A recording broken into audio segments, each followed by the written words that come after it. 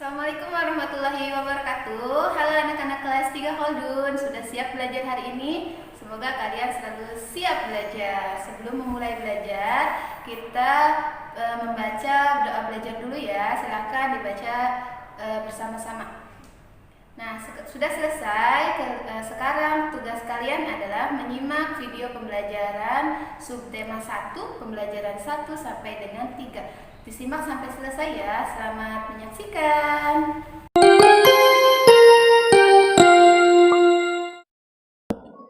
Kalian tentu sering melihat hewan cicak di sekitar rumah kalian, bukan?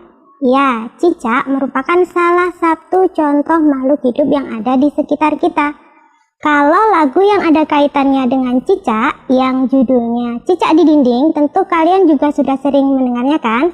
Nah, anak-anak, kali ini kita akan belajar mengenai pola irama sederhana pada lagu Cicak di Dinding. Sebelumnya, pola irama adalah panjang pendeknya bunyi. Jadi nanti kalian akan melihat simbol garis panjang yang artinya adalah menyanyi dengan bunyi panjang. Dan kalian akan melihat simbol garis pendek yang artinya menyanyi dengan bunyi yang pendek. Untuk lebih memahami materi pola irama ini, kalian simak contoh berikut ini. Jika kita nyanyikan pada lirik pertama atau pada baris pertama seperti ini. Cicak, cicak di dinding. Nah, kalau kalian amati, cicak, cicak di dinding itu dinyanyikan dengan bunyi yang pendek sehingga diberi tanda garis yang pendek. Kemudian bagian ding, nah ini dinyanyikan dengan bunyi yang panjang karena dia saat menyanyi kita panjang ya nadanya. Oke, untuk contoh yang selanjutnya, diam-diam merayap. Nah, datang seekor nyamuk, hap, lalu ditangkap. Nah, seperti itu contohnya. Jadi setelah kita membuat pola irama tadi, kita dapat menyimpulkan atau dapat melihat bahwa pada baris pertama, kedua, dan ketiga itu memiliki pola irama yang sama, yaitu pendek, pendek, pendek, kemudian panjang. Untuk baris yang keempat itu agak sedikit berbeda. Dia diawali dengan panjang dulu, kemudian baru pendek, pendek, dan panjang di akhirnya, seperti itu. Jadi dapat dikatakan bahwa lagu Cicak di Dinding itu tergolong sebagai lagu yang memiliki pola irama yang sederhana. Kenapa? Karena dia di setiap barisnya itu memiliki pola irama yang hampir sama. Meskipun ada sedikit perbedaan, perbedaannya hanya sedikit, tidak terlalu mencolok. Nah, anak-anak, pada pembelajaran 3, kalian akan menemukan lagu lain yang berjudul Anak Ayam. Di situ kalian bisa mencoba untuk mencari pola iramanya sendiri dengan menggunakan garis seperti contoh lagu sebelumnya tadi. Anak-anak, kalau kita kembali ke lirik lagu Cicak di Dinding, itu kita bisa amati bahwa cicak itu digolongkan sebagai makhluk hidup karena dia memiliki ciri yang pertama, yaitu dia bergerak dengan cara merayap. Kemudian yang kedua yaitu dia membutuhkan makan. Makanannya adalah nyamuk. Lalu apakah ciri makhluk hidup itu hanya bergerak dan membutuhkan makan? Ternyata tidak. Ternyata ada ciri makhluk hidup yang lain. Bagaimana cara kita mengetahuinya? Yaitu dengan cara membaca sebuah teks bacaan dengan cermat dan teliti. Lalu dari situ kita akan temukan kosakata yang berhubungan dengan ciri makhluk hidup. Contohnya yaitu ini. Makhluk hidup dapat bergerak dengan cara berbeda-beda. Manusia berjalan menggunakan kaki. Ikan berenang dengan sirip. Cicak merayap di dinding. Dari sini kita dapat temukan bahwa ada kata yang berhubungan dengan ciri makhluk hidup. Yang pertama yaitu bergerak. Ciri yang pertama adalah bergerak. Kemudian contoh di teks yang berikutnya. Makhluk hidup dapat bernafas. Alat pernafasan makhluk hidup berbeda-beda. Manusia bernafas dengan paru-paru. Ikan bernafas dengan insang. Di sini kita dapat menemukan ciri makhluk hidup yang kedua yaitu bernafas. Kemudian pada teks berikutnya atau bacaan berikutnya, makhluk hidup dapat tumbuh dan berkembang. Tumbuh artinya bertambah ukuran tinggi dan beratnya. Kita dapat temukan kata yang berhubungan dengan ciri makhluk hidup yang ketiga, yaitu tumbuh dan berkembang. Kemudian ciri yang berikutnya dapat kita temukan pada teks berikut ini. Makhluk hidup memerlukan makanan dan air. Manusia memerlukan tumbuhan dan hewan untuk makanan. Sebagian hewan juga memerlukan tumbuhan untuk makanan. Nah, di sini ciri berikutnya adalah memerlukan makanan dan air. Kemudian di teks berikutnya, di sini kalian bisa membaca dan akan menemukan bahwa ciri makhluk hidup, kosakata yang berhubungan dengan ciri makhluk hidup yang berikutnya yaitu adalah peka terhadap rangsang. Jika kalian sudah menemukan kata-kata yang berhubungan dengan ciri makhluk hidup tersebut, kalian tuliskan. Nah, akan kita dapatkan seperti ini: bergerak, bernafas, tumbuh dan berkembang biak, memerlukan makan, dan peka terhadap rangsang.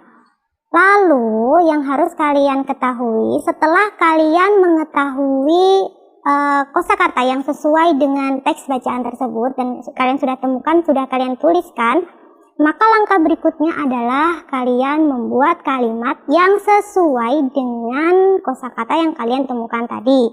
Contohnya yaitu bergerak. Di situ kalian membuat kalimat yang ada kata bergeraknya.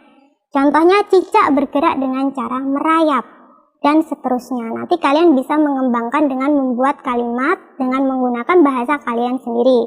Ingat bahwa kalimat yang baik itu adalah kalimat yang diawali dengan huruf kapital atau huruf besar.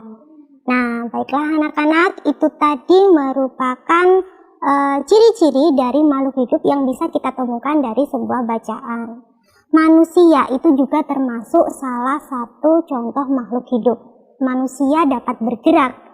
Gerakan manusia salah satunya itu adalah ketika kita sedang berolahraga. Olahraga itu sangat penting untuk kesehatan kita. Olahraga banyak jenisnya, mulai dari gerakan yang ringan sampai gerakan yang berat. Nah, anak-anak, di sini kita akan belajar mengenai gerakan kombinasi berjalan dan berlari. Kombinasi maksudnya adalah gabungan, jadi menggabungkan gerak berjalan dan berlari. Gerak berjalan itu macamnya misalnya seperti berjalan ke kanan, kemudian berjalan ke kiri, kemudian mundur, maju ke depan, berjalan maju ke depan, kemudian berjalan ke belakang, seperti itu ya. Kemudian ada gerakan berlari. Berlari juga sama, ada gerakan berlari ke depan, kemudian berlari ke belakang, kemudian ada juga berlari zigzag ya. Nah, sedikit tambahan, ada juga berlari yang secara melingkar. Nah, kalau kita amati, ketika kita berjalan melakukan gerakan kombinasi berjalan dan berlari, itu tubuh kita bertumpu pada kaki kita, dan bagian tubuh yang paling aktif itu adalah bagian kaki. Sehingga keutamaannya atau manfaat utamanya adalah untuk menguatkan otot kaki kita, gitu. Jadi kalian bisa mempraktekkan gerakan kombinasi berjalan dan berlari ini pada sebuah permainan lomba lari, dimulai dari garis start kemudian sampai garis finish. Ingat, dalam sebuah permainan itu selalu ada yang menang dan ada yang kalah.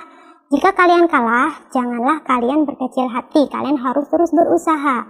Jika kalian menang, kalian juga tidak boleh sombong, karena kemenangan itu merupakan salah satu bentuk karunia atau nikmat yang diberikan Tuhan kepada kita. Jadi kita harus syukuri itu. Nah, bersyukur itu merupakan salah satu contoh pengamalan sila pertama Pancasila. Sila pertama Pancasila berbunyi ketuhanan yang Maha Esa. Sila pertama Pancasila itu dilambangkan oleh bintang emas.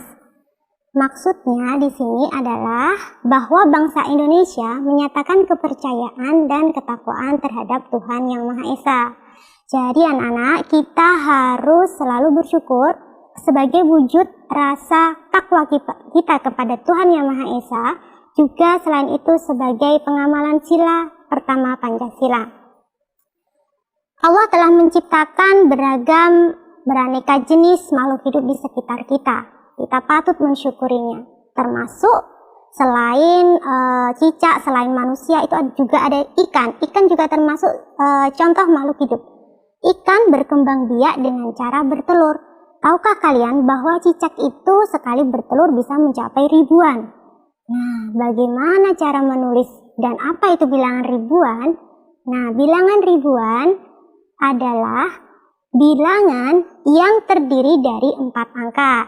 Contohnya di sini adalah 4250. Kalau kita lihat di situ ada gabungan 4 angka, sehingga dia gabungan 4 angka membentuk bilangan ribuan, bisa dikatakan seperti itu. Kemudian bilangan puluh ribuan.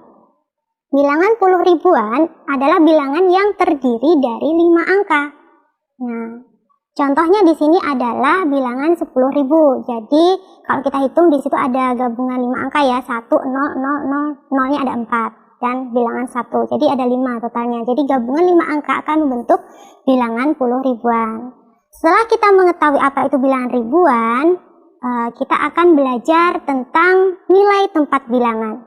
Nilai tempat bilangan selalu dimulai dari angka yang paling belakang. Dan urutannya selalu dimulai dari satuan, kemudian puluhan, kemudian ratusan, kemudian ribuan, kemudian puluh ribuan, dan begitu seterusnya.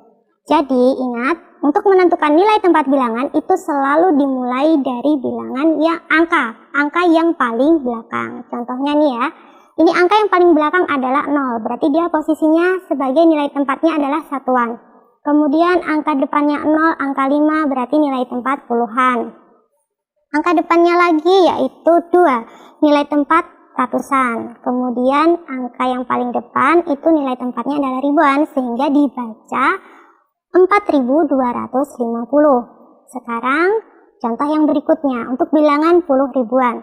Sama, untuk menentukan nilai tempat suatu bilangan itu selalu dimulai dari angka yang paling belakang, dimulai dari satuan.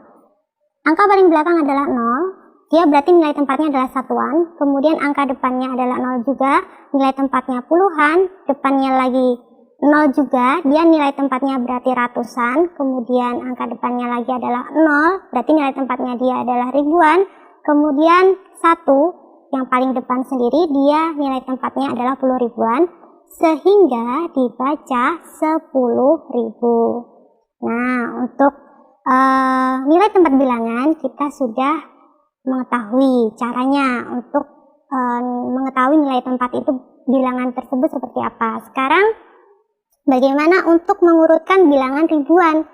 Nah, mengurutkan bilangan itu bisa dari yang kecil ke besar atau besar ke kecil, tergantung nanti permintaannya seperti apa. Kalau dari yang kecil ke besar, maka pada kelompok bilangan yang masih acak, itu kita lihat yang nilainya paling kecil. Misalnya contohnya ini, dari kelompok bilangan yang acak ini, nilai bilangan yang paling kecil yaitu 1250. Maka yang paling kecil itu kita taruh di paling depan. Kemudian sisa kelompok, pada kelompok bilangan yang tersisa, yang masih acak, kita lihat juga yang paling terkecil. Kemudian di sini ada kita temukan 2250. Kemudian angka selanjutnya adalah 3250. Angka selanjutnya adalah 4250. Dan yang terakhir adalah 5250. Sehingga kita dapatkan urutan bilangan ribuan dari yang kecil ke besar adalah seperti ini ya. 1250, kemudian 2250, kemudian 3250, 4250, dan yang terakhir adalah 5250. Kemudian kalau mengurutkan bilangan dari yang besar ke yang kecil, sama caranya, cuma agak sedikit dibalik ya. Di sini pada kelompok bilangan yang masih acak, itu kalian pilih yang paling besar nilainya. Di sini kita lihat yang paling besar adalah 5250, sehingga angka 5250 ini kita taruh di bagian yang paling depan. Nah, pada sisa kelompok yang masih acak, kita lihat lagi mana yang paling besar nilainya, yaitu 4250. Maka kita taruh pada urutan berikutnya, dan begitu seterusnya. Nah, jadi sehingga kita bisa mendapatkan urutan seperti ini ya. Nah, anak-anak, ternyata materi hari ini alhamdulillah sudah bisa kita selesaikan. Semoga bisa bermanfaat untuk kalian. Sekian dari saya. Wassalamualaikum warahmatullahi wabarakatuh.